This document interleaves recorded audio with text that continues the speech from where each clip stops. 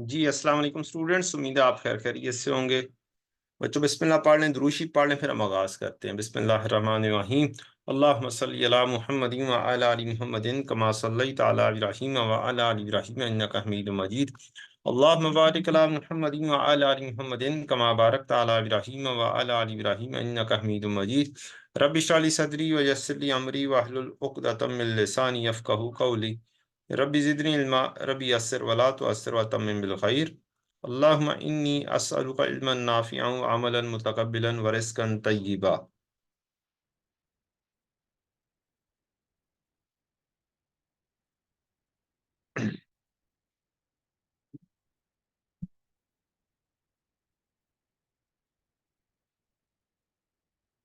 जी बच्चों, आगाज़ करते हैं हम एक्रूअल एंड प्री पेमेंट्स की रिवीजन से।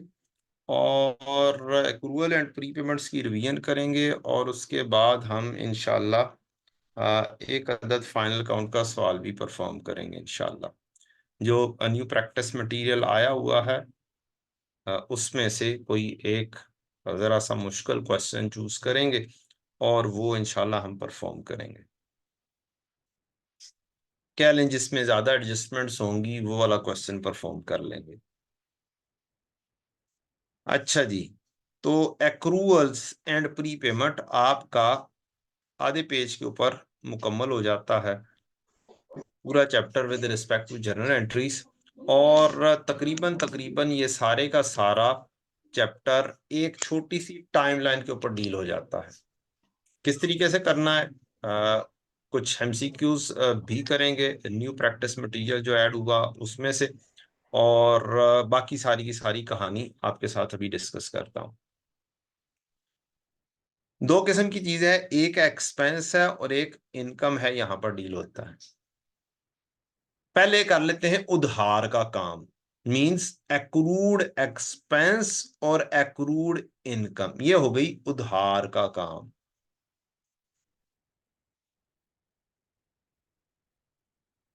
Means on credit. तो एक्सपेंस ऑन क्रेडिट होगा, उधार पर होगा, तो उसके लिए अल्फाज एक्सपेंस पेएबल, एक्सपेंस आउटस्टैंडिंग या एरियर या ड्यू या ओइंग का वर्ड यूज होता है।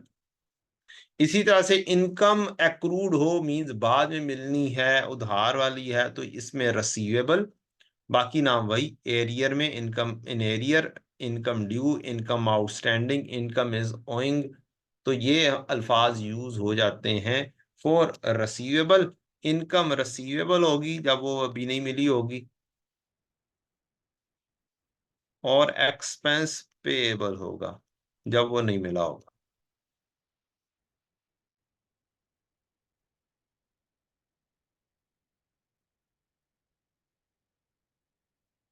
अब इसकी जर्नल एंट्रीज की तरफ आ जाते हैं। होता क्या है, कैसे होता है। हम एज्यूम करते हैं हमने एक शॉप ली रेंट पर, और शॉप ली आपने मार्च में रेंट पर, आपने सिर्फ और सिर्फ 4 महीने का रेंट पे किया। 100 रुपया रेंट था तो आपने एक्सपेंस पे कर दिया 400 एक्सपेंस डेबिट, 400 कैश क्रेडिट। अब 1 मार्च को अगर आपने ली है और ईयर एंड है 31 दिसंबर, और आपने 4 महीने पे किए, इसका मतलब है मार्च अप्रैल मई जून की आपने पेमेंट की है, जुलाई से दिसंबर तक की पेमेंट नहीं की, 6 महीने की पेमेंट नहीं की, तो आप उसकी एक एंट्री पास कर देते हैं ईयर एंड एडजस्टमेंट के तौर पर। This is year and adjustment. Expense debit, expense payable, credit, ये होगी कहानी खत्म। आपका टोटल एक्सपेंस कितना जाएगा, टोटल एक्सपेंस जाएगा प्रॉफिट एंड लॉस में 1000। अब इसको मैंने कहा था टाइमलाइन पे बड़ा आराम से डील किया जा सकता है। जो मैंने सिचुएशन बताई आपको, ये पूरा साल आपके डिफाइन कर दिया, आपने ईयर डिफाइन कर लिया, 31 दिसंबर पर एंड है, यकम जनवरी को स्टार्ट है, यकम मार्च को आपने क्या ली है, शॉप रेंट पे लिया है, मार्च अप्रैल मई जून का किराया पे हो चुका हुआ है, और इसका मतलब हमारे साल का जो किराया पे नहीं हुआ वो है जुलाई अगस्त सितंबर अक्टूबर नवंबर और दिसंबर। तो ये आपका 400 पेड है, 600 पेएबल है, आपके साल का एक्सपेंस हो गया खत्म। सेम यही सिचुएशन अगर मैं इनकम के ऊपर डील करूं तो फिर क्या होगा, कैश 4 महीने का आ गया होगा, कैश डेबिट और इनकम क्रेडिट।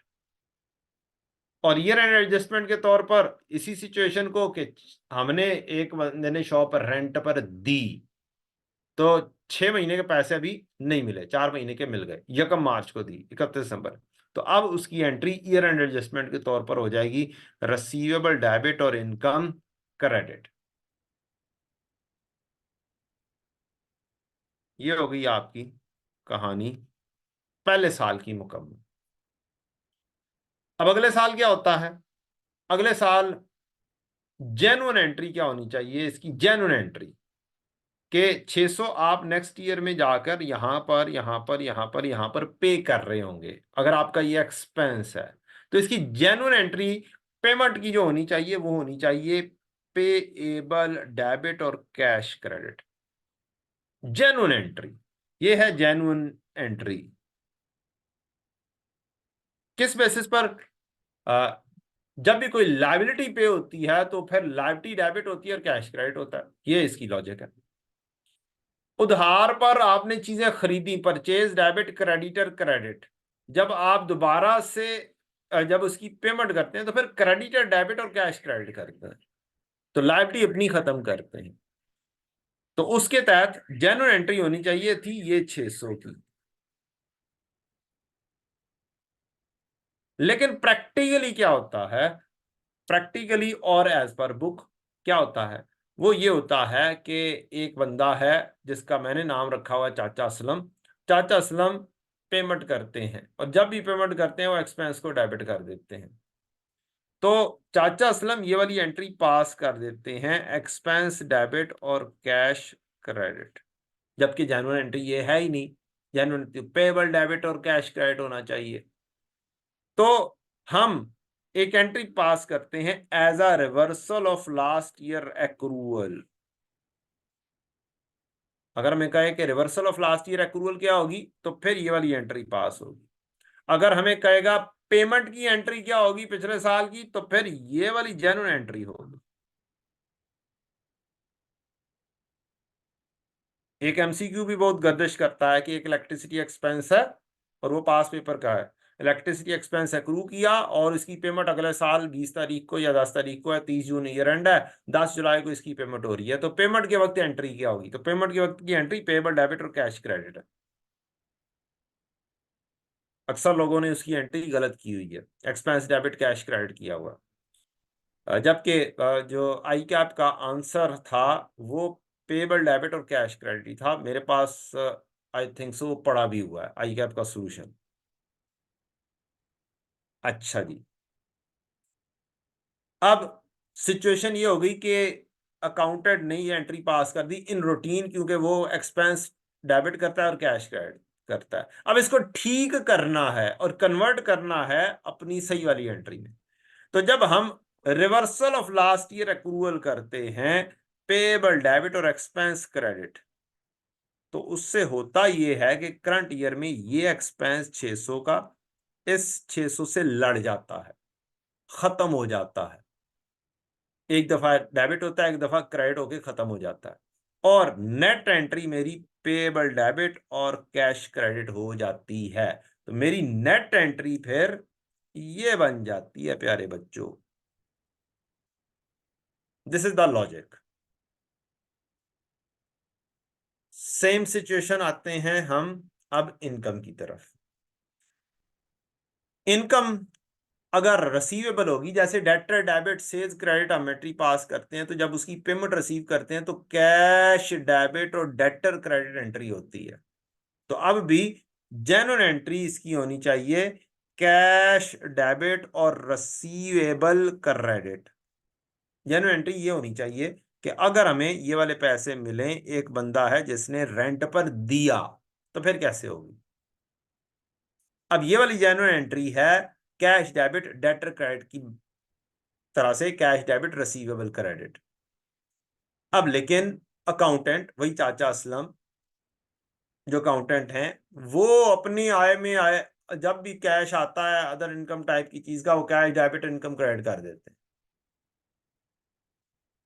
तो अकाउंटेंट गलत एंट्री पास कर देता है, और फिर हम लास्ट ईयर की जब रिवर्सल मारते हैं, इनकम डेबिट और रिसीवेबल क्रेडिट करते हैं, तो फिर होता ये है कि ये जो इनकम हमने क्रेडिट की और ये जो इनकम डेबिट की आपस में लड़ जाते हैं, और नेट एंट्री फिर हमारी हो जाती है कैश डेबिट और रिसीवेबल क्रेडिट।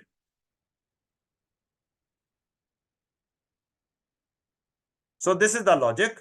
आपकी सारी की सारी लॉजिक यहां पर क्या हो जाती है, खत्म हो जाती है। और ये सारे का सारा काम बहुत आसानी से टाइमलाइन पर हो जाता है, चाहे इनकम हो चाहे एक्सपेंस हो। आपको सिर्फ सिर्फ देखना होता है प्रॉफिट एंड लॉस में कितना जाएगा, एक्सपेंस में कितना जाएगा। जब जर्नल एंट्रीज आ जाएंगी तो फिर गौर से समझना है, गौर से सोचना है। अगर पेएबल है तो एक्सपेंस डेबिट, पेएबल क्रेडिट अगर एक्सपेंस है। अगर इनकम है तो रिसीवेबल डेबिट और इनकम क्रेडिट। अगर ये कह देते कि लास्ट ईयर में आपने एक्रूवल की थी इनकम की, तो करंट ईयर में reversal of last year accrual क्या हो जाएगी, तो फिर ये वाली एंट्री हो जाएगी, इनकम डेबिट और रिसीवेबल क्रेडिट। अगर वो कहे कि पेमेंट की एंट्री क्या होगी, पेमेंट रिसीव की, तो फिर ये वाली हो जाएगी। तो एंट्रीज को गौर से समझना है, गौर से करना है।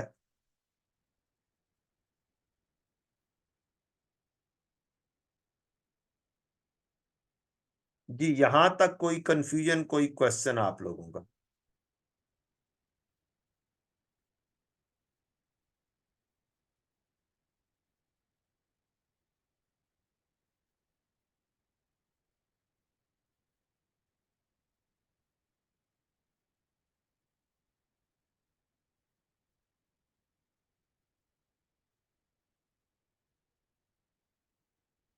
चलें, अब आगे बढ़ते हैं।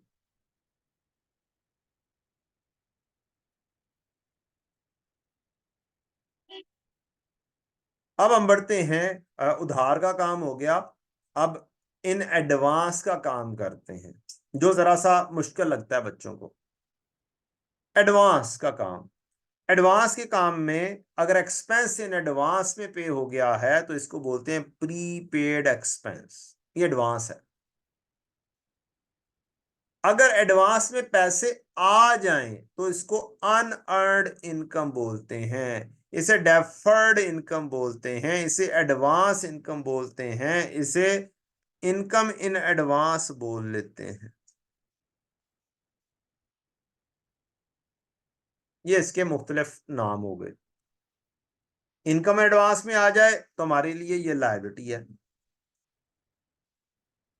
एक्सपेंस इन एडवांस पे कर दिया, सर्विसेज अभी नहीं ली हैं, तो ये एसेट है प्रीपेड, ये करंट एसेट है, और ये करंट लायबिलिटीज आ गई। अब हम अज्यूम करते हैं एक ही बात कि शॉप किराए पर ली, और ली फर्स्ट मे को ली, और 2 साल का रेंट इकट्ठा पे कर दिया, 2 years रेंट पेड। अब 2 साल का रेंट है और 100 रुपया पर मंथ है, तो 100 रुपया पर मंथ जरब 12, 1 साल का 1200 हो गया, और 2 years का 2400 हो गया। ये पेड हो गया। अब जो चाचा असलम हैं, जो अकाउंटेंट हैं, उन्हें आदत है जो ही वो पेमेंट करते हैं वो एक्सपेंस में लिख देते हैं। इसका मतलब है उन्होंने 2400 लिख दिया एक्सपेंस में।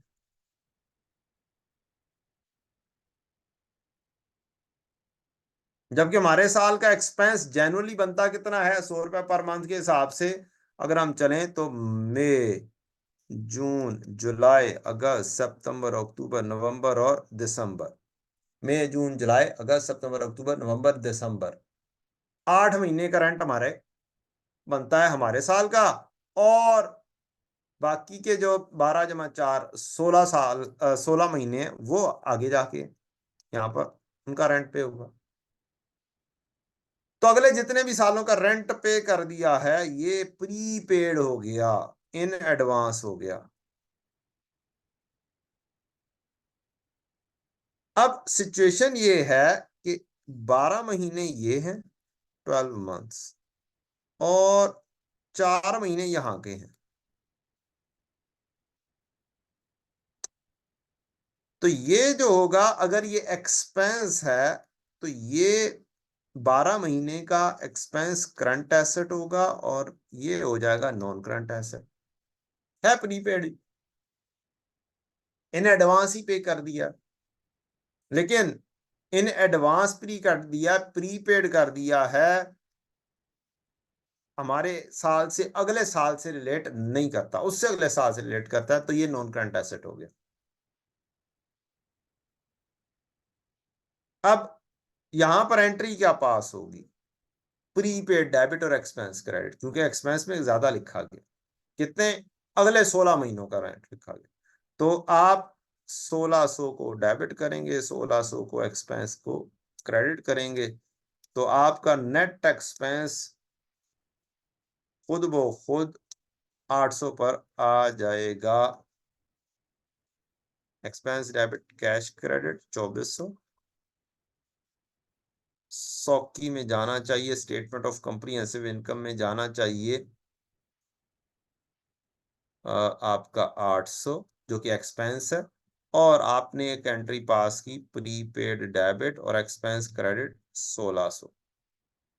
तो ये अल्टीमेटली 800 पर स्टेटमेंट ऑफ कॉम्प्रिहेंसिव इनकम आ गई, और यही हमारी क्लोजिंग एंट्री भी है। सॉकी डेबिट एक्सपेंस क्रेडिट, ये हमारी क्या है?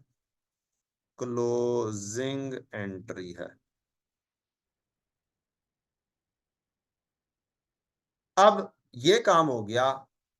अब अगले साल में कोई पेमेंट नहीं होनी, पूरे साल में कोई पेमेंट नहीं होनी। इसका मतलब है जो चाचा असलम जो अकाउंटेंट है वो कुछ भी नहीं लिखेंगे अगले साल, वो पेमेंट होगी नहीं। लेकिन हम लिखेंगे अगले साल, सिर्फ अगले साल से रिलेटेड जितना बनता है 1200 उतना ट्रांसफर करना है। मेरे पास एक दूसरी साइड पर एक आ जाएगा प्रीपेड का भी अकाउंट, प्रीपेड 1600, ये प्रीपेड डेबिट और एक्सपेंस क्रेडिट, इसका सीडी बन जाएगा 1600। ये आपका आ गया पहला साल। दूसरे साल में, ईयर 2 में क्या होगा? मेरे पास प्रीपेड आ रहा होगा 1600 बीडी के तौर पर, और कोई अगले साल में पेमेंट नहीं होनी, ईयर 2 में पेमेंट नहीं होनी। लेकिन अगले साल से रिलेटेड जो 1200 है एक्सपेंस, वो हम प्रीपेड को क्रेडिट करेंगे और एक्सपेंस को डेबिट करेंगे रिलेटेड विद नेक्स्ट ईयर। तो यूं मेरा सॉकी में प्रॉफिट एंड लॉस में 1200 का एक्सपेंस चला जाएगा, और स्टिल सीडी बच जाएगा अगले साल 400, जो उससे अगले साल में कहानी खत्म होगी जिसकी। तो इन एडवांस के केस के अंदर पेमेंट कोई भी नहीं हो रही होगी अगले साल में, सिर्फ सिर्फ एक रिवर्सल ऑफ लास्ट ईयर जो एंट्री बनाई प्रीपेड डेबिट और एक्सपेंस क्रेडिट, वो एंट्री होगी एक्सपेंस डेबिट प्रीपेड क्रेडिट। अब ये वाली एक महीने की, एक साल की एंट्री बस मैं पास करूंगा टाइमलाइन पर। सीधा सीधा सा काम है, क्या एक्सपेंस कितना होगा? 12 महीने ज़रब 100, 1200।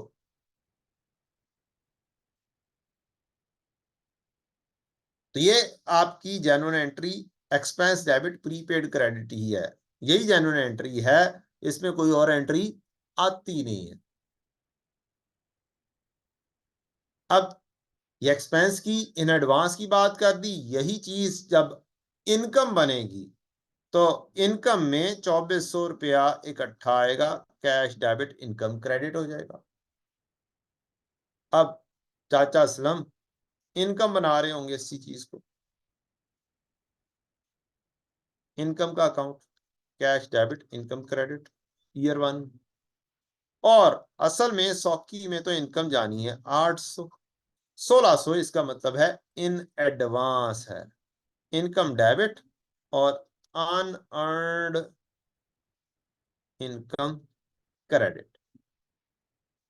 अब अगर ये इनकम है तो इसी टाइमलाइन के ऊपर अगले साल की जो 1200 है ये बन जाएगी करंट लायबिलिटी, और अगले उससे अगले साल 4 महीने की बन जाएगी नॉन करंट लायबिलिटी।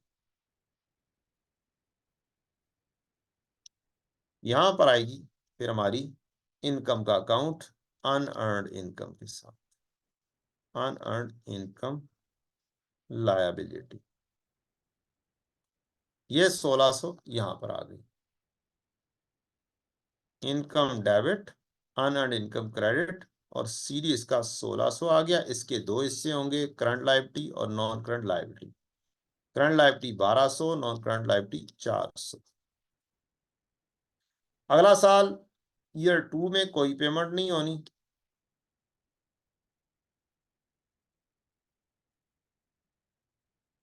अनअर्न्ड का बीडी बनेगा 1600।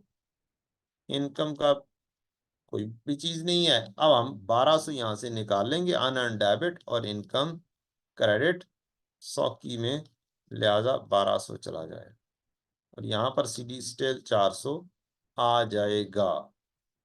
अनअर्न्ड डेबिट और इनकम क्रेडिट, यहाँ पे आप ऑपोजिट हेड अनअर्न्ड इनकम लिख दें।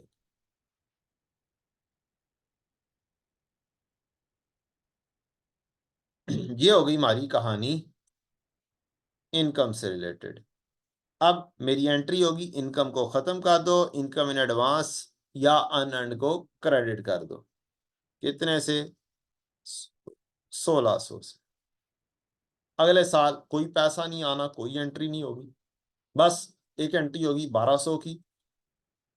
इनकम इन एडवांस डेबिट होगा और इनकम क्रेडिट होगा, क्योंकि हमें इनकम तो लिखनी है। पैसे तो आ गए हुए हैं, इन एडवांस आ गए हुए, और ये होगी इसकी entry, reversal of last year and adjustment, उसकी रिवर्सल एंट्री बनती है। एक्सपेंस डेबिट और प्रीपेड क्रेडिट, और इनकम में अनअर्न्ड इनकम डेबिट और income credit.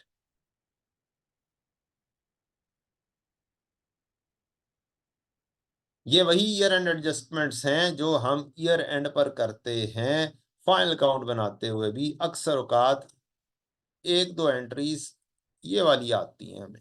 Final account unearned है, कभी एक्सपेंस प्रीपेड है, कभी एक्रूअल है, तो ये वाली एंट्रीज हमने यहाँ पर भी देखी हुई हैं।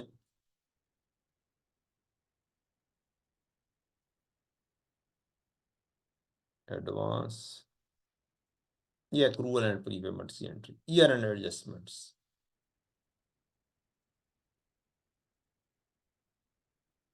और उन एडजस्टमेंट्स को तकरीबन इस तरीके से लिखा जाता है: decrease in prepaid, reversal of last year prepaid, या last year prepaid book but in current years no adjustment was made. इन सब चीजों का एक ही नाम, reversal. Expense debit, prepaid credit. Unearned income, income debit, unearned income credit. Last year prepaid book नहीं किया, अनअर्न्ड इनकम से इनकम में ट्रांसफर नहीं किया, accountant forgotten to book unearned income, तो income debit, unearned income credit. Income received in advance को book नहीं किया, फिर लास्ट ईयर की reversal, decrease in unearned income, unearned income debit और इनकम क्रेडिट।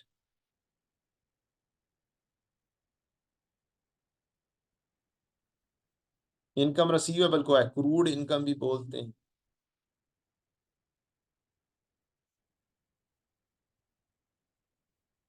जी बच्चों, any question, any Curie in this regard? फिर हम बढ़ते हैं आगे, कुछ एमसीक्यूज करते हैं इससे रिलेटेड, वहां पर मजीद इसकी कॉम्प्लिकेशंस जो होती हैं और वो देख लेते हैं हम। और अब तो मजीद खुल के एडिशनल प्रैक्टिस क्वेश्चंस के अंदर कुछ खुल के चीज़ें मजीद सामने आ गई हुई हैं। अब वो देख लेते हैं क्या क्या कुछ है।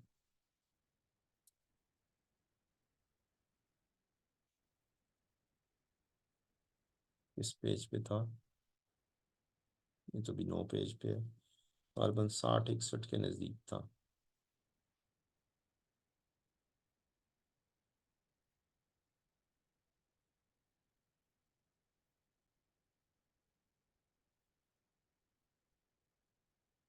डेप्रिसिएशन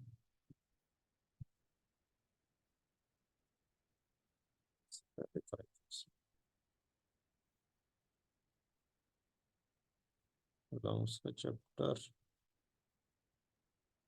ये आ गया।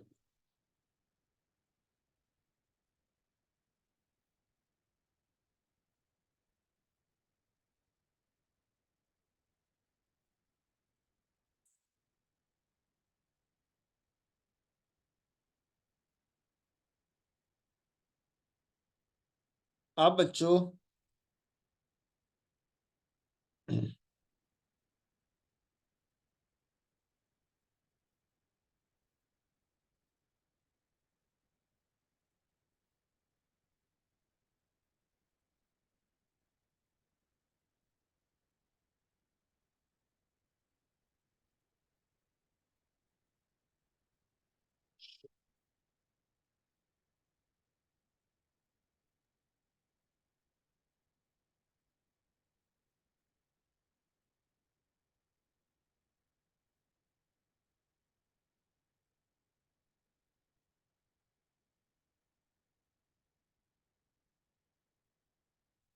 ले जी शुरू करते हैं।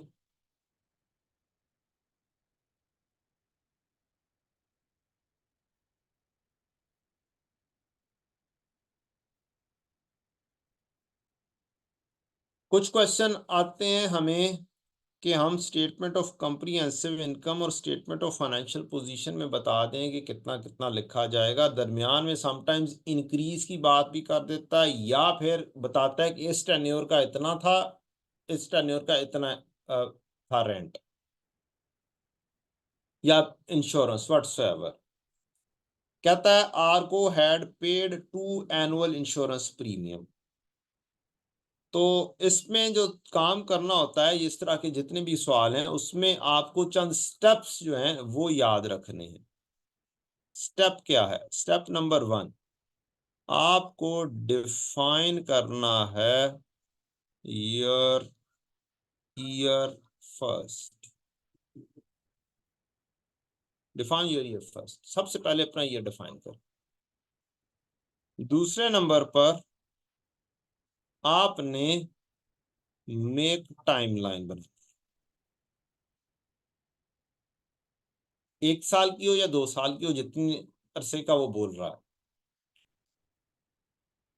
टाइमलाइन बनानी। और टाइमलाइन के ऊपर आपने ड्रॉ कर देना जो situation.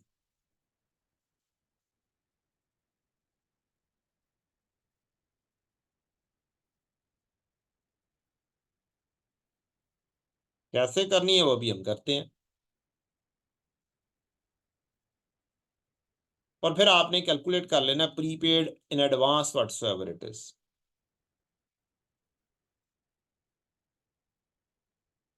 If current year expense not paid,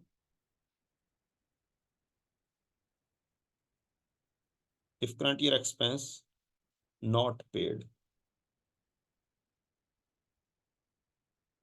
या फिर current year income not received, it means ये क्या है? एक्रूअल है।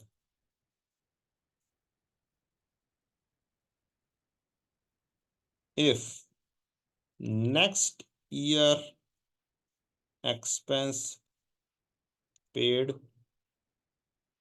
नेक्स्ट ईयर इनकम रिसीव्ड, तो ये है एडवांस की कहानी। बस इतनी सी कहानी आ गई। अब 2 एनुअल इंश्योरेंस प्रीमियम है। First of the property on 1 अप्रैल 22। अब एक प्रॉपर्टी है 1,20,000 का, उसका प्रीमियम एनुअल इंश्योरेंस प्रीमियम पे किया 1,20 का। And second plant on 1 August 22, 1,80 का एनुअल प्रीमियम पे हो रहा है। How much amount shall be charge to statement of comprehensive income and statement of financial position as at 30 September 22। अब हमने advance में पे कर दिया हुआ है, इसका मतलब है आएगा एडवांस ही। पेमेंट कर रहे हैं, प्रीपेड आएगा। तो एक्रूड की कहानी खत्म हो गई, एक्रूड की कहानी खत्म हो गई। बाकी बात रह गई सिर्फ सिर्फ प्रीपेड की और एक्सपेंस की। अब देखना ये है कि आपने डिफाइन किया ईयर फर्स्ट, और ईयर था आपका 30 सितंबर 22। तो पहला काम आपने ये कर दिया। इसका मतलब ये शुरू हुआ होगा ये 1 अगस्त 21 को। अब एक पेमेंट है जो 1 अप्रैल 22 से है, 1 अप्रैल 22 यहां से कहीं से, 1 अप्रैल 22 से। और दूसरी पेमेंट है 1 अगस्त 22 से।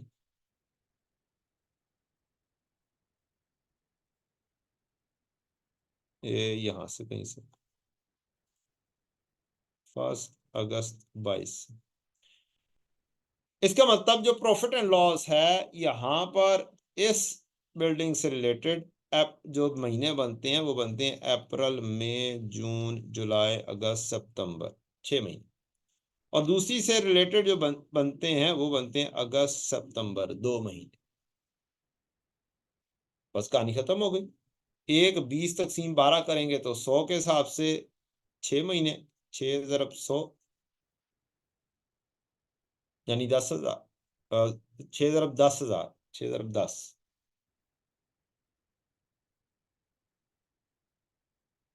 एक महीने का रेंट या इंश्योरेंस 10, ये हो गई 60।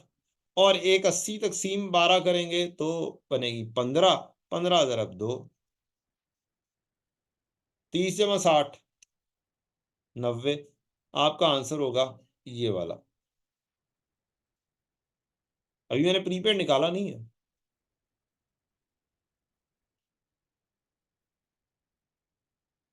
प्रीपेमेंट बनेगा कैसे? इसके 6 महीने इधर हैं तो 6 महीने अगले साल के पे हुए होंगे, 2 महीने इधर हैं तो 10 महीने इधर पे हुए होंगे। तो 15 × 10, 15,000 रेंट, एक 80 तकसीम 15 करें, 10 महीने, और 6 महीने 10 के हिसाब से 150 जमा 60, 210, ये ऐसे बन। एक हो गया ये वाली चीज। एक क्वेश्चन आता है कंबाइंड करके। कंबाइंड में देखना होता है आप इनकम का काम कर रहे हैं या एक्सपेंस का काम कर रहे हैं, तो दोनों डिस्कस कर देते हैं। कंबाइंड जब होगा दो तीन चीजें, मींस एक्रूवल भी हो इन एडवांस भी हो, दोनों सिचुएशन जब इकट्ठी हो तो आपने अगर इनकम का काम कर रहे हैं तो एंट्रीज रसीवेबल के हिसाब से बनानी है, और अगर आप एक्सपेंस का काम कर रहे हैं तो फिर एक्सपेंस की पेएबल के हिसाब से बनानी है। अब बीडी लिखेंगे तो ये होगा पेएबल, सीडी इसका पेएबल का यहां पर आ जाएगा। इन एडवांस होगा तो एसेट होता है, तो बीडी इन एडवांस, जिसको प्रीपेड भी बोलते हैं, वो यहां पे आ जाएगा, और सीडी प्रीपेड यहां पर आ जाएगा। ये तो चार हो गए, ओपनिंग और क्लोजिंग।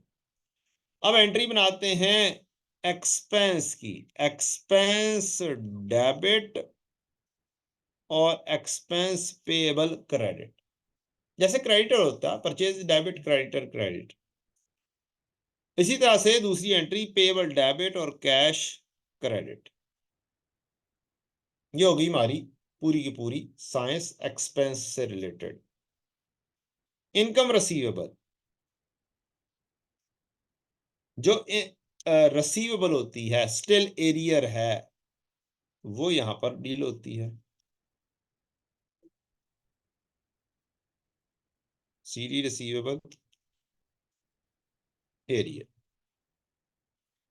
पीडी होता है अगर इन एडवांस कोई पैसे आ गए, सीडी इन एडवांस आ जाए तो वो लायबिलिटी होती है, या आपने लायबिलिटी लिख दी। अब एंट्री कैसे बनेगी? इनकम रसीवेबल डेबिट और इनकम क्रेडिट, जो कि जारी होगी प्रॉफिट एंड लॉस में। और एक एंट्री बनेगी कैश डेबिट और रसीवेबल क्रेडिट। यूं हमारी एंट्रीज हो गई मुकम्मल with respect to journal entries. ये एक नोशनल अकाउंट होता है। नोशनल अकाउंट अक्सर बुक्स के अंदर इनकम अकाउंट इसे बोल देते हैं, एक्सपेंस अकाउंट इसे बोल देते हैं, हालांकि बीडी सीडी इनकम और एक्सपेंसेस के नहीं होते हैं। तो इसीलिए एंट्री समझने के लिए रिसीवेबल डेबिट और इनकम क्रेडिट, और पे एक्सपेंस डेबिट और पेएबल क्रेडिट। अब ये इस तरह का सवाल है, Ali received rent from different properties and total rent received during the year, total rent received during the year 30 September 22 was 4.5 million। तो इसकी एंट्री हो जाएगी कैश डेबिट रिसीवेबल क्रेडिट।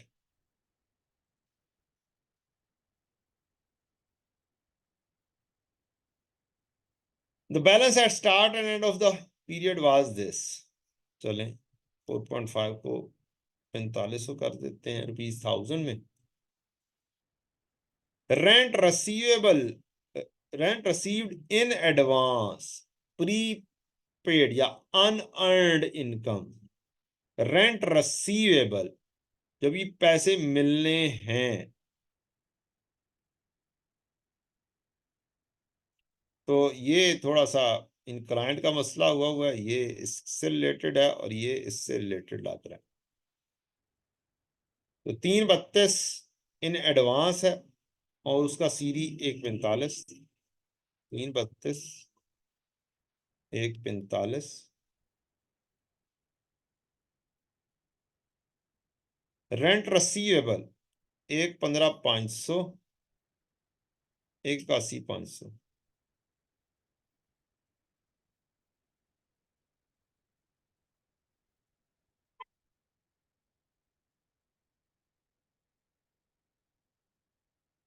एक 81,5 और एक 15,5, 81,5, एक 15,5। यहां से आप क्या करेंगे, बैलेंसिंग निकालेंगे और आपका आंसर प्रॉफिट एंड लॉस में इनकम आ जाएगी कि आपने कितनी इनकम लिखनी है। वो आ जाएगी 46,21,000, 46,21।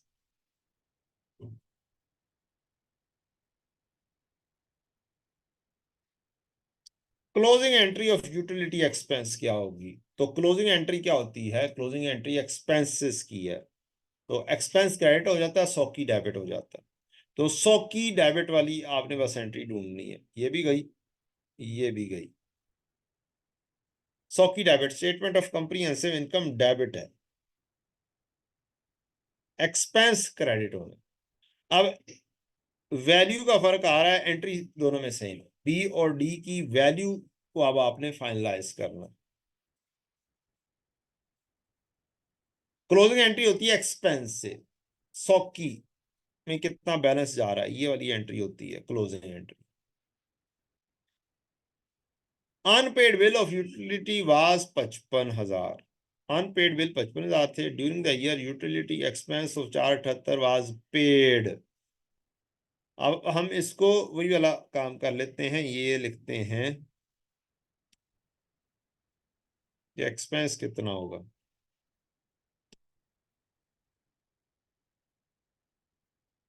Expense payable as at 1 January 22, unpaid bill 55 थे। अनपेड बिल 55 थे जो अभी पे नहीं किए हुए।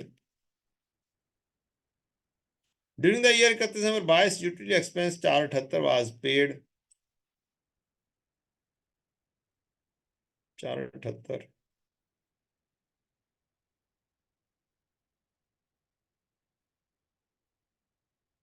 478 और ये 55,000 हो गए। अच्छा, unpaid bill utility 38,700 year end के ऊपर है।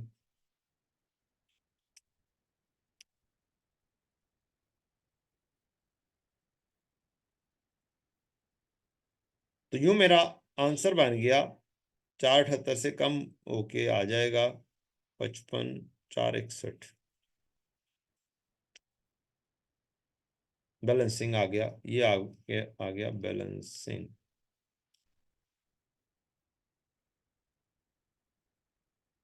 जी बच्चों, बात क्लियर हो गई?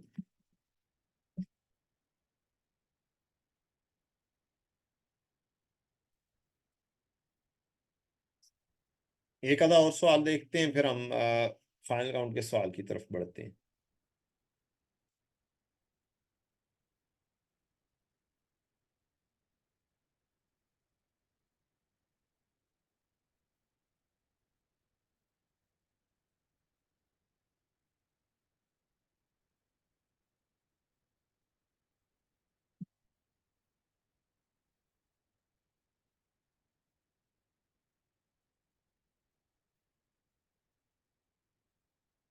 रिपोर्टिंग डेट पर accrued expense was identified, accrued expense was identified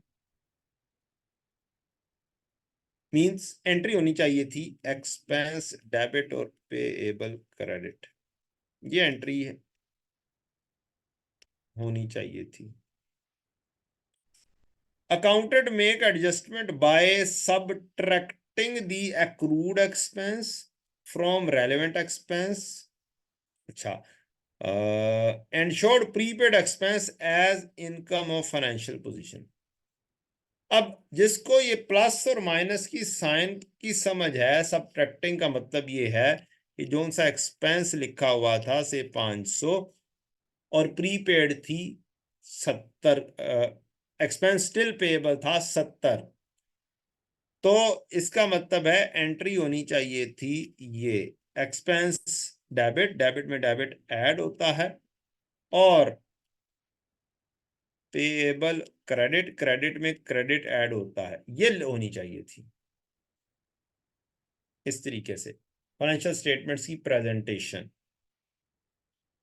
लेकिन कर क्या दिया गया है, कर ये दिया गया है कि एक्सपेंस 500 है, इसमें से 70 क्या कर दिया, लेस कर दिया, और जाके लिख दिया प्रीपेड में 70, प्रीपेड डेबिट और एक्सपेंस क्रेडिट कर दिया गया। अब यहां पर अगला सवाल ये देखना है, इससे इंपैक्ट एरर की वजह से इंपैक्ट आया या करेक्शन का पूछ रहा है। Which statement is are true in relation to the above error, above error से और किस वैल्यू से, वो भी हम देख लेते हैं। क्या मेरे एक्सपेंस उसने अंडर स्टेट कर दिए? एक्चुअल में तो होने चाहिए थे 570, उसने क्या कर दिया 430। जब भी डेबिट वाली चीज क्रेडिट में लिखी जाए, क्रेडिट वाली चीज डेबिट में लिखी जाए, तो इफेक्ट डबल हो जाता। अब 140 का इम्पैक्ट जनरली आ रहा है।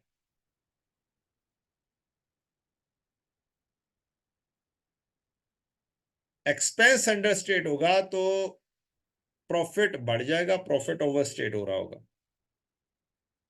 तो एक स्टेटमेंट तो हो गई हमारी ये वाली ठीक, एरर की वजह से profit for the year would be over stated.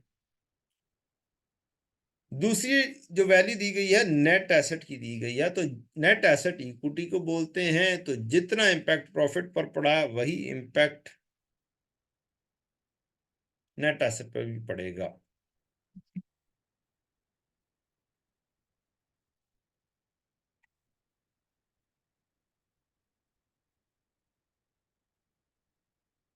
जी बच्चों, hope so you got the point.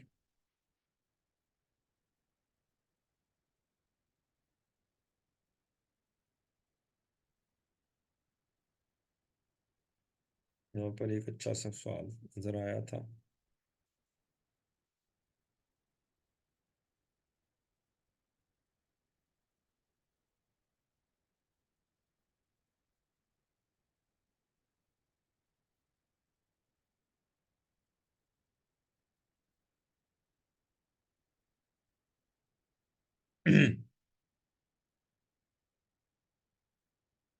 हाँ, ये इंक्रीज बाय की कहानियां भी आ गई।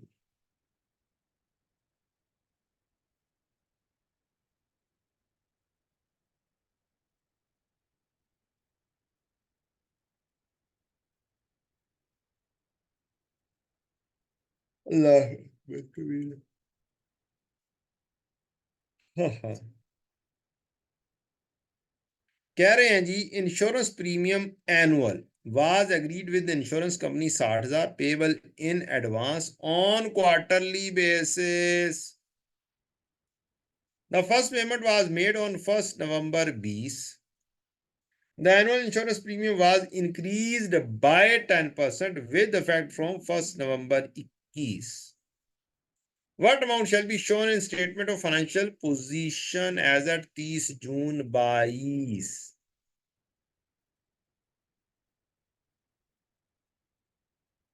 आप कहेंगे कि मेरा ईयर एंड क्या है? मेरा ईयर एंड 30 जून 22 है। पहले ये देखते हैं इंक्रीज कब कब कैसे कैसे आ रही है। 60 यहाँ पे था, 60 ज़रब 1.1 66 हो गया होगा। अगले साल 66 इंटू 1.1,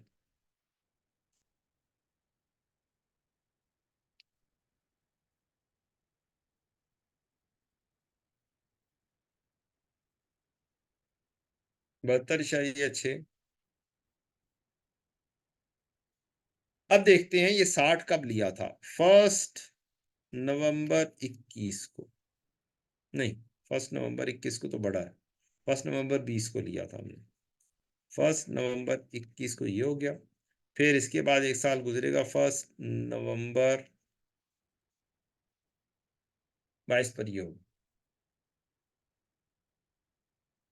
अच्छा, अब हमें क्या गया, 30 जून 22 ईयर एंड का फाइनेंशियल पोजीशन पे क्या होगा। 30 जून 22 फाइनेंशियल ईयर है, ये ईयर एंड आ गया 30 जून 22। अब जो मेरा एक्सपेंस है वो तो लिखा गया होगा।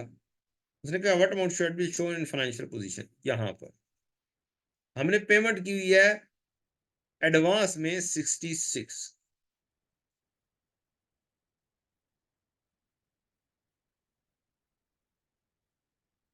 तो नवंबर, दिसंबर, जनवरी,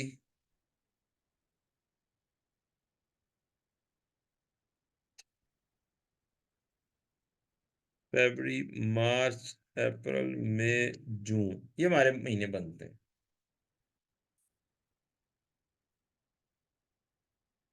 नवंबर, दिसंबर, जनवरी, फरवरी, मार्च, अप्रैल, मई, जून, 9 महीने, 10 महीने, 8 महीने, तो महीने बने, 8 महीने बने। 8 महीने नवंबर 21 से लेकर 8 महीने हमने पे कर दिए हुए हैं, तो अपने साल से रिलेटेड, और इससे अगले साल, इससे अगले महीने हमने प्रीपेड कर दिया। तो 4 महीने अगले, जुलाई, अगस्त, सितंबर, अक्टूबर, नवंबर, अक्टूबर। अब क्वार्टरली इन एडवांस पेमेंट करते हैं, ये काम तो हमने पढ़ा ही नहीं है, तो सालाना देखे जा रहे थे। क्वार्टरली इन एडवांस है जी, साल का इन एडवांस की कहानी नहीं है, तो फिर उसको क्वार्टरली लेकर आए। रेंट इंक्रीज आपने देख लिया और सालाना रेंट देख लिया। अब क्वार्टरली रेंट, इसका मतलब है 15-15 पेमेंट हो रही होगी ये वाली। ये कब कब पे हुई होगी, ये यहाँ पर पे हुई होगी 1 मार्च 20 पर, 1 मार्च, 1 नवंबर, 1 नवंबर 20 पर पहली पेमेंट, नवंबर, दिसंबर, जनवरी, देन फरवरी, मार्च, अप्रैल, मई, जून,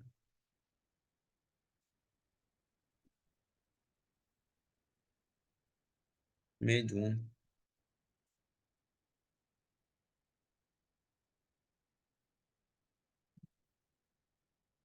जुलाई, अगस्त, सितंबर, अक्टूबर,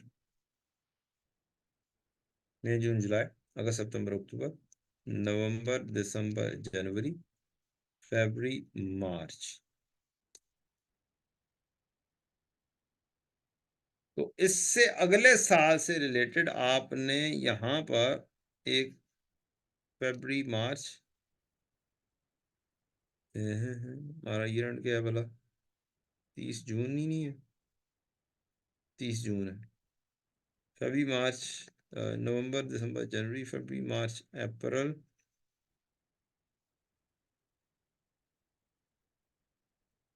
मई जून जुलाई अगस्त, इसको मिटा देते हैं।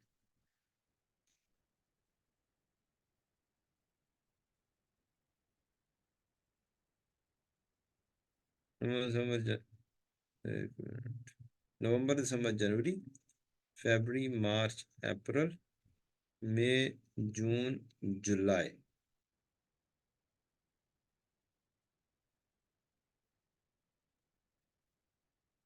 टाइमलाइन में क्या हो गया, मुझे दिमाग आउट हो गया थोड़ा सा। एक मिनट, नींद कुछ ज्यादा आगे लगती है। शुरू कहाँ से हुआ था? जस्ट वेट अ मिनट बच्चों।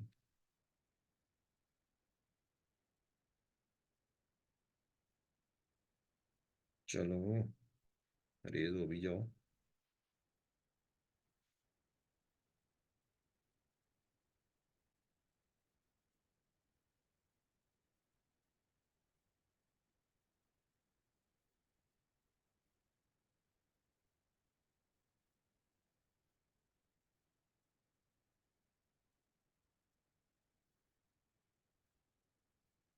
यस, नवंबर से शुरू होके है और फिर 1 नवंबर को ही दोबारा से इंक्रीज आएगी, और यहाँ पर हमारा है 30 जून 22, 30 जून 21 आएगा यहाँ पे कहीं पे, 30 जून 21, मार्च अप्रैल मई जून।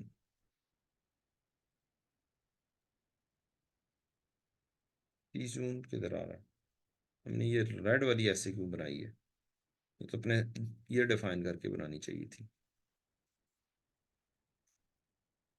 रेज हो जाओगी, नहीं रेज होता तो दोबारा से बना रहा हूँ। आपने अपना ईयर डिफाइन किया, अपना ईयर डिफाइन किया, और ईयर है 30 जून, 30 जून 22, 1 जुलाई 21, ये हो गया। पेमेंट जो थी 60 की 1 नवंबर 20 से शुरू हो रही है, नवंबर 20 कहीं पे यहाँ कहीं पे जाके आएगा।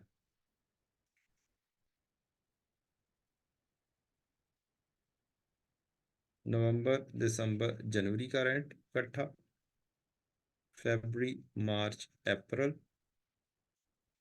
मई जून जुलाई का रेंट इकट्ठा। पिछले साल के एंड पर एक प्री पेमेंट आ रही होगी, मई जून जुलाई अगस्त सितंबर अक्टूबर नवंबर दिसंबर जनवरी फरवरी मार्च अप्रैल, फिर मई जून जुलाई, फिर से 1 महीने की एडवांस आ रही होगी।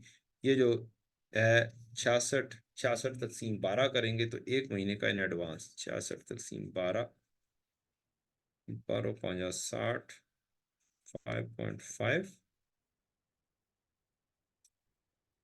ले जनाब, 5.5 प्रीपेड आ गया। ये आंसर था।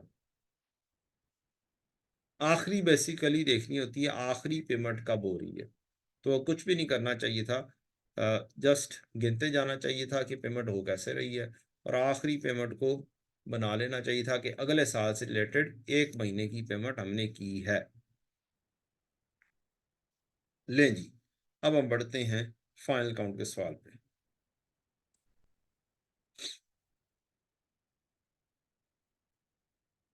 एनी क्वेश्चन, एनी क्यूरी बच्चों?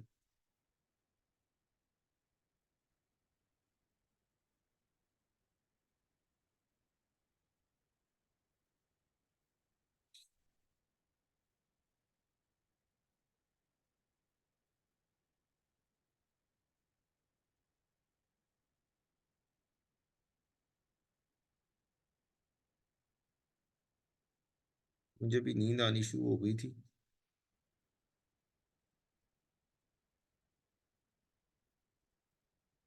कंट्रोल एंड करके पहुंच जाते हैं, ये आगे कंट्रोल एंड करके।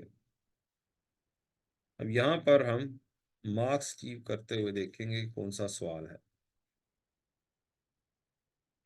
एक 20 नंबर सवाल है।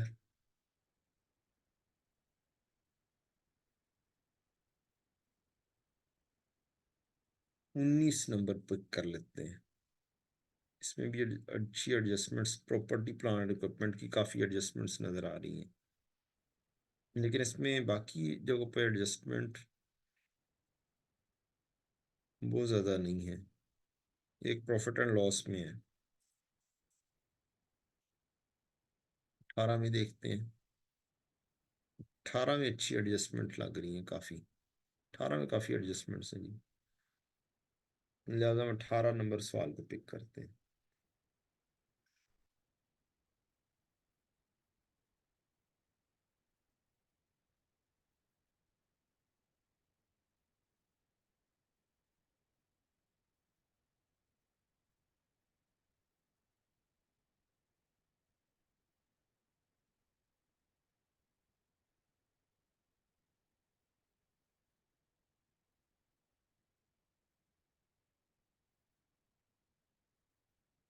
ले जी, 18 नंबर का सोल्यूशन आ गया।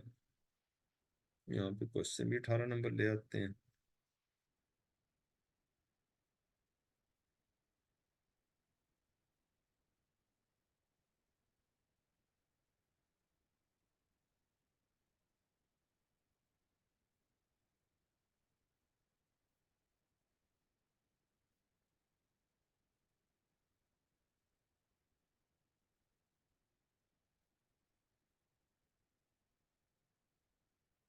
रेनबो लाइट्स, शायद पास पेपर ही है ये rainbow lights, might be some of, जो भी है।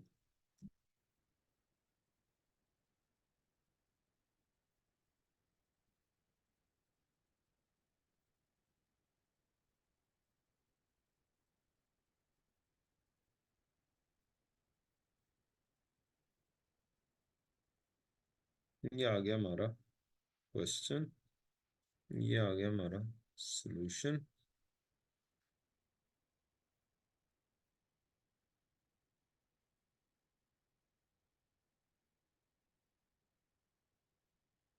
यस, अब दोनों चीजें इकट्ठी हो गई। अब क्वेश्चन बड़ी जल्दी इंशाल्लाह हो जाएगा, और किस तरीके से करना है अब वो हमने बस देखना है।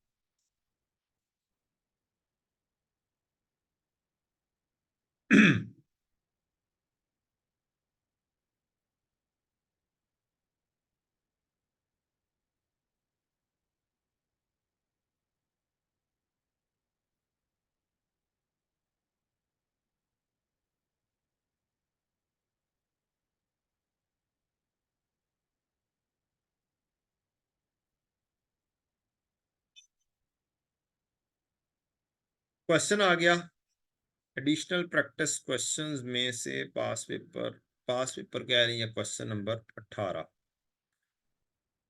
ईयर एंड है जी हमारा 31 दिसंबर 22। रिक्वायरमेंट हमारी है कि हमने statement of comprehensive statement of financial position बनानी है। स्टेप्स हमारे होते हैं, स्टेप नंबर 1 है हमारा ट्रायल बैलेंस की पोस्टिंग, और स्टेप नंबर 2 है डबल एंट्री ऑफ एडजस्टमेंट्स, और यूजिंग द रूल। एक डेबिट नेचर होगी, एक क्रेडिट नेचर होगी। ये आपकी आ गई नेचर। इसमें डेबिट में डेबिट ऐड होता है, क्रेडिट लेस होता है, एंट्री जर्नल एंट्री का। और क्रेडिट में क्रेडिट ऐड होता है और डेबिट लेस होता है जर्नल एंट्री का। हम सारी ये जर्नल एंट्रीज बनाएंगे, जर्नल एंट्री बनाकर फिर पेपर पॉइंट ऑफ व्यू से किस तरीके से करना है वो सारे का सारा डिस्कस करेंगे। पहला स्टेप सबसे पहले, पहला स्टेप सबसे पहले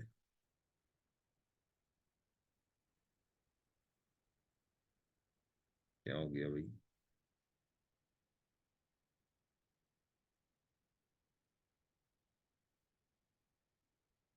हाँ जी,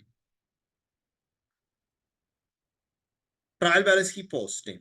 फॉर्मेट हम जैसा फॉर्मेट क्वेश्चन में गिवन होगा वैसे का ऐसा फॉर्मेट अपने पेज पे बना लेंगे और उससे अगले स्टेप्स ये परफॉर्म करना शुरू कर देंगे। कैपिटल 100,000 है, 100,000 मैं हाईलाइट करूंगा येलो कलर से ट्रायल बैलेंस की पोस्टिंग को। कैपिटल में चला जाएगा 1 लाख, 1 लाख कैपिटल में आ गया। कैपिटल कैपिटल कैपिटल ये 1 लाख आ गया। Profit and loss as at 1 January मैं पहले भी बता चुका हुआ हूं, पिछले क्वेश्चन में जो मैंने करवाया था पास पेपर का कल क्वेश्चन जो करवाया था, सबसे मुश्किल तरीन क्वेश्चन पास पेपर का कह सकते हैं, मैंने करवाया था, उसके अंदर भी ये चीज आई थी। कौन सा था? ये वाला था पास पेपर जो हमने कल देखा था, पिछले दिन देखा था। एडजस्टमेंट्स यहाँ पर शायद आ रही थी, retained earning, retained earning, profit and loss, unappropriated profit, ये सारे एक ही चीज के नाम हैं।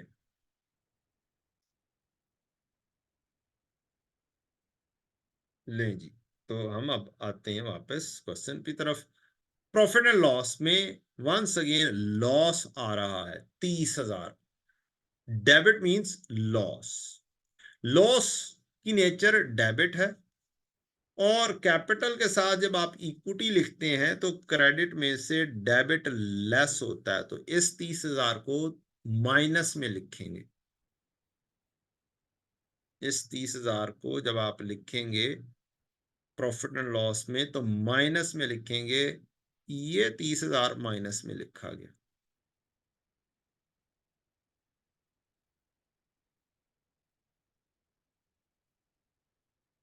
ड्राइंग्स 50,000, ड्राइंग्स भी जब ये प्रॉफिट एंड लॉस साथ दिया हो, या अनएप्रोप्रिएटेड प्रॉफिट दिया हो, या रिटेन्ड अर्निंग दिया हो अल्फाज, तो ये भी डेबिट है लॉस, और ये भी डेबिट है, तो ये दोनों इक्विटी में जाने, दोनों लेस होने हैं। क्रेडिट में से डेबिट लेस होता है, तो ये भी माइनस में आएगा, ये भी माइनस में, ये भी माइनस में, ये भी उसी में ही आएगा। ये भी माइनस में आ गया, ये ट्रायल बैलेंस माइनस में 50,000 ये आ गया।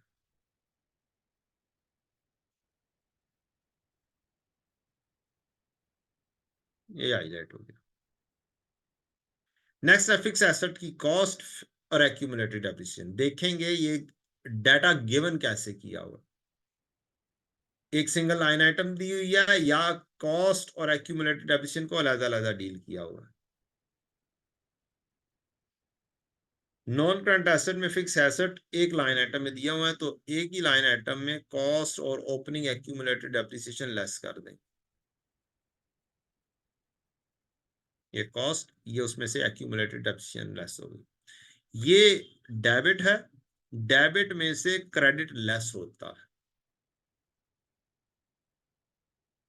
इन्वेंट्री, अब देखना है परपेचुअल सिस्टम या पीरियोडिक सिस्टम। ये इन्वेंट्री ओपनिंग है या क्लोजिंग है, ये जज करेंगे। आपको इन्वेंट्री दी गई है और इसी क्वेश्चन में कॉस्ट ऑफ सेल्स दी गई है, इट मींस ये परपेचुअल सिस्टम, और ये क्लोजिंग एंड वैल्यू है। सिस्टम परपेचुअल है, उसी के हिसाब से पोस्टिंग करनी होती है। क्या आपने इसे कॉस्ट ऑफ सेल्स में एज एन ओपनिंग लिखना है, या इस ट्रायल बैलेंस में जो है ये क्लोजिंग है और इसे स्टॉक में करंट एसेट में लिखना है? तो ये परपेचुअल सिस्टम का क्वेश्चन हो गया।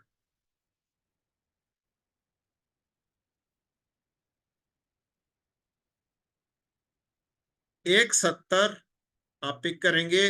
जजमेंट कर ली आपने, परपेचुअल सिस्टम पीरियोडिक, परपेचुअल में ट्रायल बैलेंस में जो किसी चीज होती है वो क्लोजिंग होता है इन्वेंट्री का, पीरियोडिक सिस्टम में वो आपका ओपनिंग स्टॉक होता है।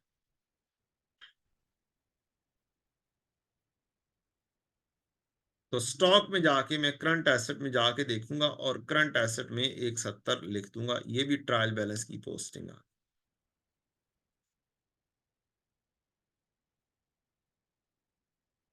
ट्रेड डेट्स, 388, इसमें से लेस प्रोविजन भी हो रही हो शायद क्रेडिट साइड पर, 10% loan, trade creditor, accrual and other sales, miscellaneous income नहीं दी हुई। तो ट्रेड क्रेडिटर्स डेटर 388, ये डेटर्स में जाके 388 लिख देंगे। Trial balance, selling expenses 86,000, 86,000 selling expenses में जाके लिख देंगे। Profit and loss, selling expenses 86,000,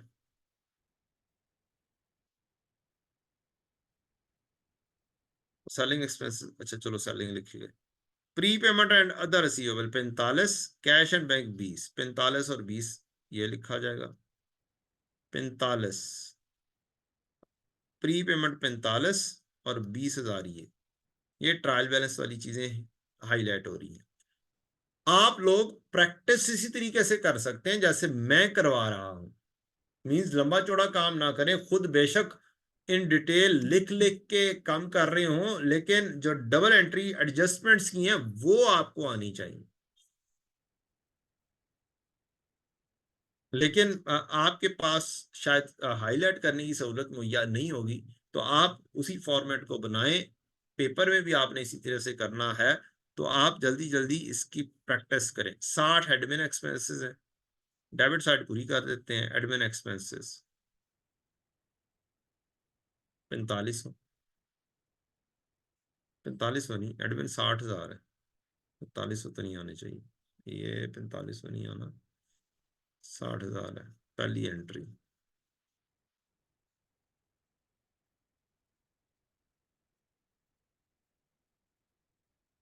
ये 60,000। फाइनेंशियल चार्जेस 10,000, फाइनेंशियल चार्जेस में गए और 10,000 लिख दिया फाइनेंशियल चार्जेस। क्रेडिट साइड पर आते हैं। 1 लाख कैपिटल हो चुका, एक्यूमुलेटेड डेप्रिसिएशन हो चुकी, 1,20 लोन, 10% लोन है, तो ये 1,20 लोन लॉन्ग टर्म लोन होने के चांसेस ज्यादा हैं। 1,20 ट्रेड क्रेडिटर 2,40, एक्रूवल 2,28,000 और 750 सेल्स, तो 750 सेल्स हाईलाइट कर देते हैं।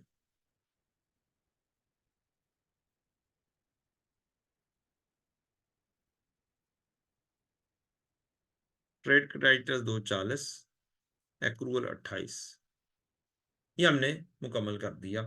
ट्रायल बैलेंस हो गया हुआ है पोस्ट। अब हमने डबल एंट्रीज करनी है। एडमिन एक्सपेंसेस में शामिल है इंक्लूड, इसमें इंक्लूड का मतलब है कोई ना कोई गलती। Annual insurance premium of 18 million पर ₹1,000 में डाटा है। 18 मिलियन को हम 18,000 इसका मतलब है बोल लेंगे, 3 सिफर ऐड कर लेंगे ताकि ये भी 1000 में हो जाए। Paid in advance till 31 March 23, annual payment है। एक्रूअल प्रीपेमेंट की एंट्री आ गई। टाइमलाइन बना लेंगे, ईयर एंड देखेंगे, ईयर एंड कब है? 31 दिसंबर 22 है, 31 दिसंबर 22, 31 मार्च 23 तक की पेमेंट की है, 31 मार्च 23 तक। इसका मतलब है जनवरी, फरवरी और मार्च 3 महीने इन एडवांस है, प्रीपेड है। बस प्रीपेड की एंट्री बनाए, प्रीपेड डेबिट और एक्सपेंस क्रेडिट। 18,000 है, तकसीम 12, मल्टीप्लाई बाय 3, 150, 1,500, 15 45, 4500 की एंट्री हो जाएगी। प्रीपेड भी डेबिट नेचर पर है, ये भी डेबिट नेचर पर है। ये हमने लिख दी इसकी नेचर। डेबिट में डेबिट ऐड होता है और डेबिट में से क्रेडिट लेस होता है। ये आपने प्लस माइनस में लिख लिया। अब आप जाएंगे इसे जाके पोस्ट कर देंगे। Prepaid debit, prepaid debit 4500 prepaid,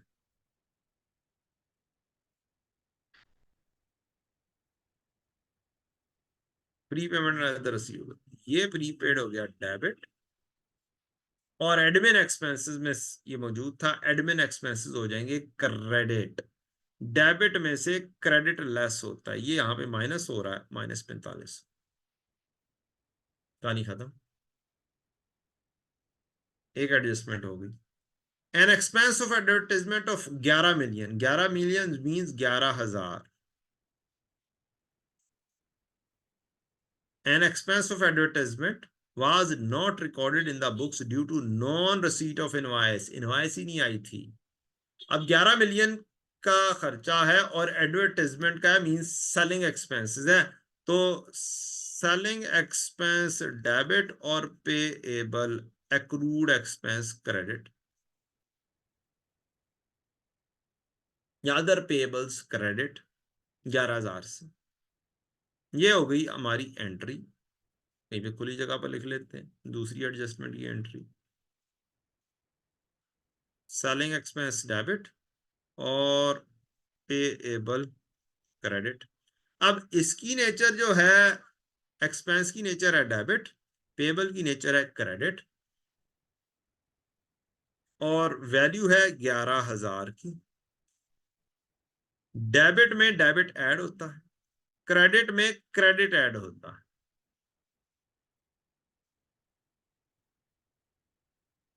तो इसका मतलब है दोनों जगहों पे जाके आप क्या कर देंगे, प्लस कर देंगे।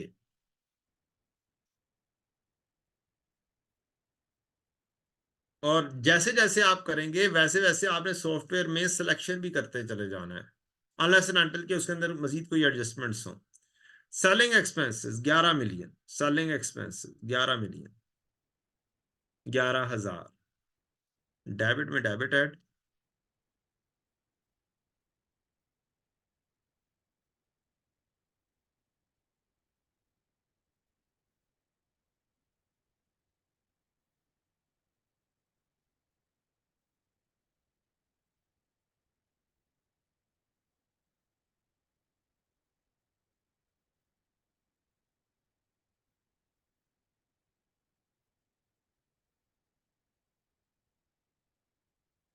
ये आ गया। और payable, payable, payable current liabilities, accrual and other payables, credit में credit add.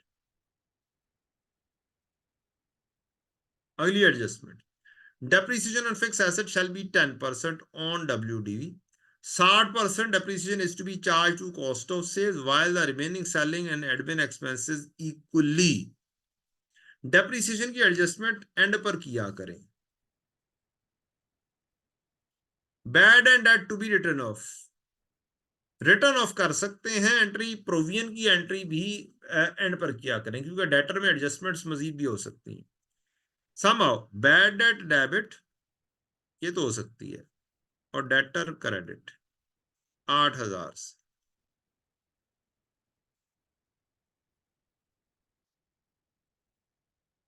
Allowance to be created and 5% of remaining trade debts, तो बैड डेट डेबिट और डेटर क्रेडिट कर देते हैं, bad debt debit.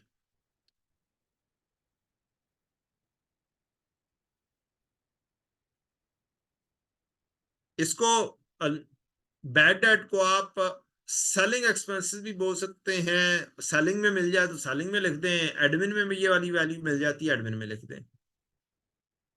Bad debt चूंकि cell से relate कर रहा है इसलिए ये सेलिंग से रिलेट करता है।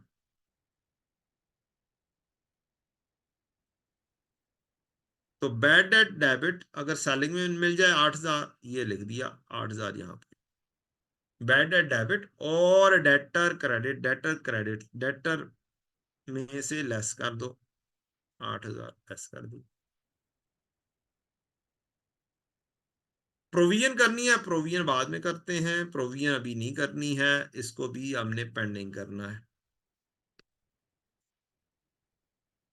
क्योंकि क्वेश्चन उस तरह से करना है जैसे आपको पेपर में भी साथ देखना चाहिए, क्योंकि एडजस्टमेंट का नहीं पता होता कि कहीं और फिर से डेटर के ऊपर बैलेंस क्या नाम है मजीद आ जाए डेटर के अंदर एडजस्टमेंट के साथ, और फिर काम गड़बड़ हो जाए। Interest on loan for 2 months was payable as at 31 December 22, interest 2 महीने का अभी पे नहीं किया है, तो उसकी एंट्री हो जाएगी इंटरेस्ट एक्सपेंस डेबिट,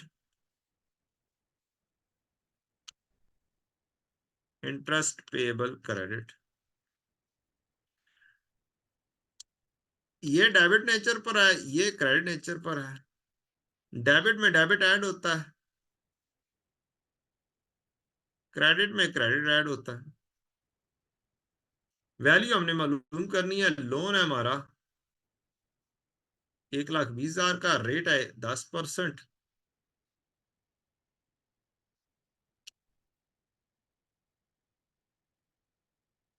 1,20,000 इंटू 10% ज़रब 2/12, 12,000 ज़रब 2/12, ये अब आपके बन जाएंगे 2,000। फाइनेंशियल चार्जेस में ले जाएंगे इंटरेस्ट एक्सपेंस को, 2,000 डेबिट। और जो ही ये वाली ऑप्शन मुकम्मल होगी, आप ये मुकम्मल टोटल भी हाईलाइट कर देंगे, ड्रिल डाउन में से सिलेक्ट कर देंगे।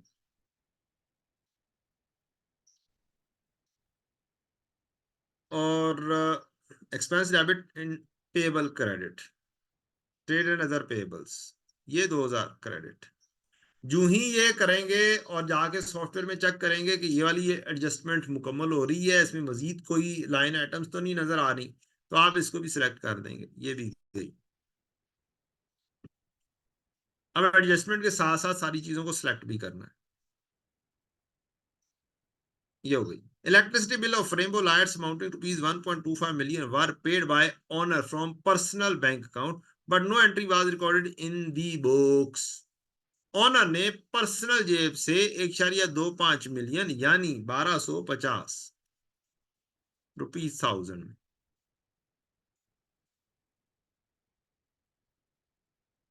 पे किया। एंट्री एक्सपेंस डेबिट और कैपिटल क्रेडिट, हर वो पर्सनल चीज जो ऑनर ने बिजनेस के लिए इस्तेमाल कर दी वो कैपिटल कहलाती है। तो 1,250 का एक्सपेंस तो बुक होगा। इलेक्ट्रिसिटी बिल है तो उधर ले जाएंगे, एडमिन में ले जाएं। 1,250 उधर नजर नहीं आता तो सेलिंग में देख लें, सेलिंग में नजर नहीं आता कॉस्ट ऑफ सेल्स में देख लें। 1,250 90% चांसेस हैं कि आपको एडमिन में नजर आ जाएगा। 1,250 एडमिन में नजर आ गया हमें। डेबिट में डेबिट ऐड होता है।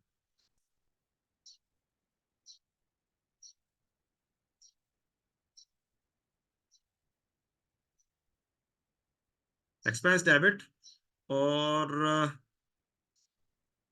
Capital credit,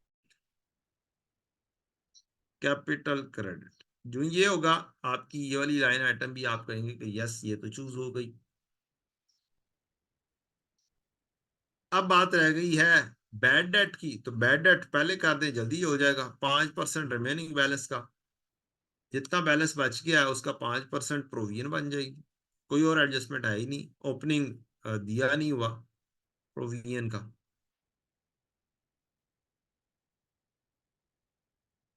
trade dates, trade dates में गए तो आपको 19,000 एक और नजर आया। 19,000 किस चीज का आ गया? क्या हमने कोई एंट्री छोड़ दी क्या? ये भी हो गया, ये भी हो गया। मिसलिनियस इनकम नहीं पोस्ट की, पोस्ट कर देते हैं 45,000 ट्रायल बैलेंस से।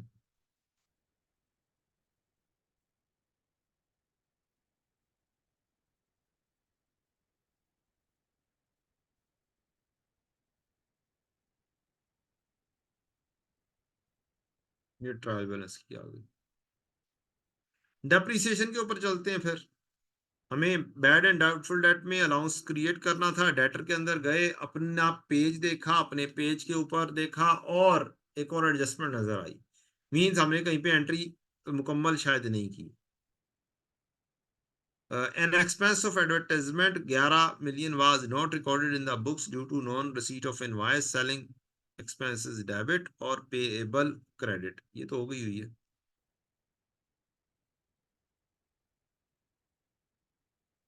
डेप्रीसिएशन 60% कॉस्ट ऑफ सेल में, repairing selling and distribution expenses में बराबर। बैड डेट, वो तो कोई एंट्री नहीं आ रही। ट्रेड डेटर 388, प्रेजेंटेशन 388 के साथ ही नहीं हो रही। 88 -8 19,000 पता नहीं कहाँ से निकाल कर लेकर आया जी। एडजस्टमेंट नहीं दी हुई, लगता है एडजस्टमेंट्स कम की हैं उसने पास पेपर में से, लेकिन एडजस्टमेंट दी नहीं है इसकी। सम डेप्रीसिएशन मालूम कर देते हैं, 10% ऑन WDV।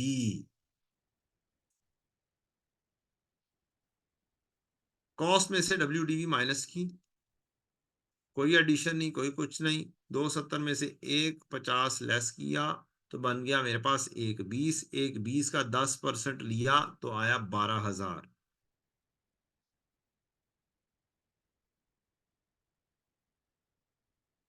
12,000 का 60%, 7200। कॉस्ट ऑफ सेल में डाल देंगे और 4800 ले जाएंगे। कहता है 4800 को रिमेनिंग को सेलिंग एंड एडमिन में इक्वली बांटना है, मीन 4800 तकसीम 2, 2400 और 2400 ऐसे बांटना है। सेलिंग, एडमिन और ये हो गया कॉस्ट ऑफ सेल्स। तो 7200, 12,000 टोटल एसेट में से लेस कर दो, क्रेडिट कर दो। हमारी एंट्री फिर कुछ यूं बन जाएगी अगर हम बनाना चाहें तो।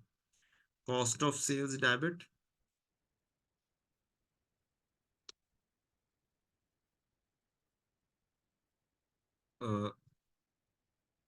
Admin debit, selling debit. 7200, 2400, 2400 और एक्यूमुलेटेड डेप्रीसिएशन या फिर एसेट को क्रेडिट कर दो, लेस कर दो 12,000। ये हमारी डेप्रीसिएशन की एंट्री बन जाएगी। डेबिट में डेबिट ऐड होता है, डेबिट में डेबिट ऐड होता है, डेबिट में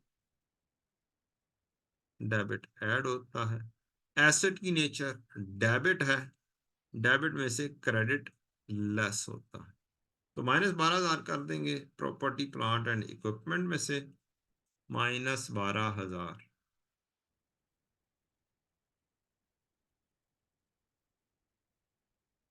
और 108 पर पहुंच जाएंगे। कॉस्ट ऑफ सेल्स में जाके 7200 ऐड कर देंगे, एडमिन में जाके 2400 ऐड कर देंगे, सेलिंग में जाके 2400 ऐड कर देंगे।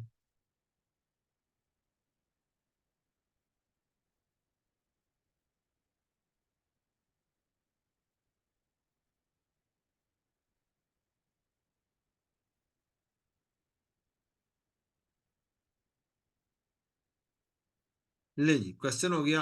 अब 19,000 की एडजस्टमेंट क्वेश्चन में नहीं दी हुई। अब वैसे मुझे नजर आ गई है क्या एडजस्टमेंट की है। 19,000 यहाँ पर जमा किया है, कोई ना कोई एडजस्टमेंट होगी जिसके अंदर एंट्री बन रही होगी 19,000 की सेलिंग एक्सपेंसेस डेबिट और डेटर क्रेडिट। डेटर में गलत पड़ा होगा, शायद एडवांस की तो नहीं कहानी आ रही। कोई 19,000 का कोई एडवांस एडमिन, ये भी हो गया था, ये भी हो गई थी, डेप्रिसिएशन भी हो गई। Bad and doubtful debt 5% remaining trade debtors के ऊपर प्रोविजन करनी है, तो ये प्रोविजन की एंट्री है 19,000 की। सेलिंग एक्सपेंसेस डेबिट और डेटर क्रेडिट या प्रोविजन क्रेडिट, प्रोविजन ने लेस होना। तो 19,000 कैसे बन रहा है वो अभी हम देख लेते हैं कि हमारे पास जो डेटर्स आ गए हुए हैं वो आए हुए हैं 388 - 8। 388 - 8,000 इज इक्वल टू 3,80,000। 3,80,000 के ऊपर रेट लगाना है हमने 5%। 5% ऑफ रिमेनिंग बैलेंस, 5%। 380 के ऊपर 5% लेंगे तो ये 19,000 आ जाएगी और उसकी एंट्री हो जाएगी bad debt expense debit, provision for doubtful debt credit, और ये अल्टीमेटली एक्सपेंस सेलिंग एक्सपेंसेस में ऐड हो जाएगा और provision for doubtful debt debtor में से लेस हो जाएगा।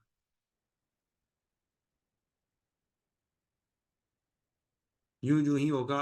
हम सारी लाइन आइटम्स को देख देख के क्या कर देंगे, सिलेक्ट कर देंगे और फिर हम टोटलिंग कर देंगे जीपी का, ऑपरेटिंग प्रॉफिट का, नेट प्रॉफिट का।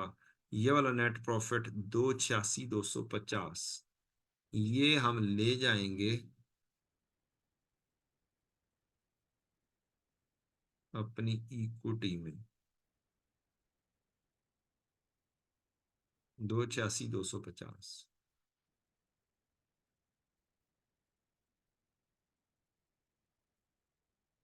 और ड्राइस में से लेस हो जाएगी, कहानी क्या हो जाएगी, खत्म हो जाएगी।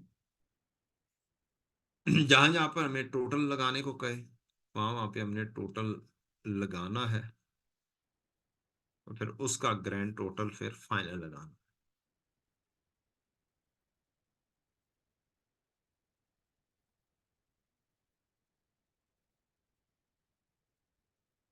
जी, तो ये मेरा ख्याल था कि एक ऐसा क्वेश्चन हो गया है। कल मैंने इससे बहुत मुश्किल क्वेश्चन करवाया था, आज उससे काफी आसान है। कल वाले क्वेश्चन के अंदर चूंकि वो पुराना पास पेपर था, अब बहुत मुश्किल मुश्किल एडजस्टमेंट्स मौजूद थी, डील करना मुश्किल था। आज वाले क्वेश्चन में एक बैलेंस्ड किस्म की एडजस्टमेंट्स हैं, दरमियानी टाइप की। लेकिन इस तरह से प्लस माइनस के जरिए करेंगे क्वेश्चन हो जाएंगे, नहीं प्लस माइनस के जरिए करेंगे तो क्वेश्चन बड़ा मुश्किल है डील करना। फाइनल काउंट को जैसे एग्जामिनर ने प्लस माइनस में दिया है, मैंने आपको वैसे ही प्लस माइनस में समझा दिया। जनरल एंट्री के जरिए होना है। सारी की सारी फाइनल काउंट की एडजस्टमेंट्स जो मेजरली होती हैं वो आपके साथ डिस्कस कर चुका हूँ पिछले 4 दिनों में, 3 दिनों में रिवीजन के अंदर। और जब तक आप बनाएंगे नहीं, एडजस्टमेंट्स सही तरीके से करेंगे नहीं, तब तक बात नहीं बनेगी।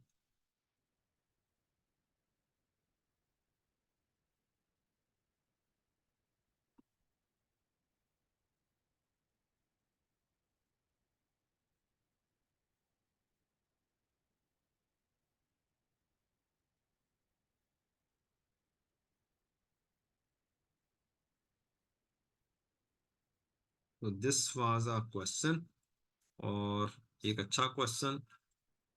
रिवर्स ऑर्डर में मेरे नज़दीक आपको शुरू कर देना चाहिए इसकी प्रैक्टिस करना। रिवर्स ऑर्डर से मुराद है 20, 19, 18, 17, 16, 15, क्योंकि पहले स्टार्ट वाले तो आसान क्वेश्चंस होंगे, आहिस्ता आहिस्ता मुश्किल की तरफ गया होगा। कोशिश करूंगा कल एक और पास पेपर, या इसी पास पेपर तो नहीं, इसी तरीके का यहाँ का एक question, long question, final count question discuss कर दिया जाए। और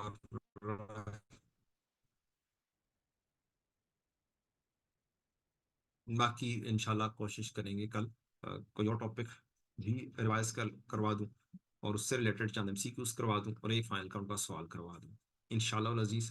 कल मुलाकात होती है तकरीबन इतने के बजे रफली। अगर मैंने ये डिस्कशन कर दी है और इस तरीके से कर दी है, you should make also this type of working. PDF में शेयर कर देता हूँ फाइनल काउंट की इन एंट्रीज का जो मैंने हाईलाइट की हुई हैं। यहीं पर ये सारे का सारा जितना पूरा आपका फाइनल काउंट है, उसके अंदर हर किस्म की एडजस्टमेंट यहाँ पर तकरीबन डील की गई है, सिवाय बेसिक्स के। कल इंशाल्लाह कोशिश करूंगा बेसिक्स वाली सारी जो 60-70% एंट्रीज हैं वो भी डिस्कस कर दूं, और यहाँ पर रह जाएंगी बस एक्रूवल की भी एडजस्टमेंट एंट्रीज डिस्कस हो गई हुई हैं, डेप्रीसिएशन की एंट्रीज डिस्कस हो गई हुई हैं, प्रोविजन फॉर डाउटफुल डेट की एंट्रीज डिस्कस हो गई हुई हैं। तो ये एंट्रीज ऑलरेडी डिस्कस्ड हैं। जरूरत पड़ेगी तो दोबारा से डिस्कस कर दूंगा, अगर कोई जिस जिस तरह से जो जो से सवाल के अंदर आती हैं। तो इंशाल्लाह इंशाल्लाह आपकी एक अच्छी फाइनल काउंट की प्रैक्टिस इंशाल्लाह हो जाएगी। अस्सलाम वालेकुम रहमतुल्लाहि व बरकातुहू।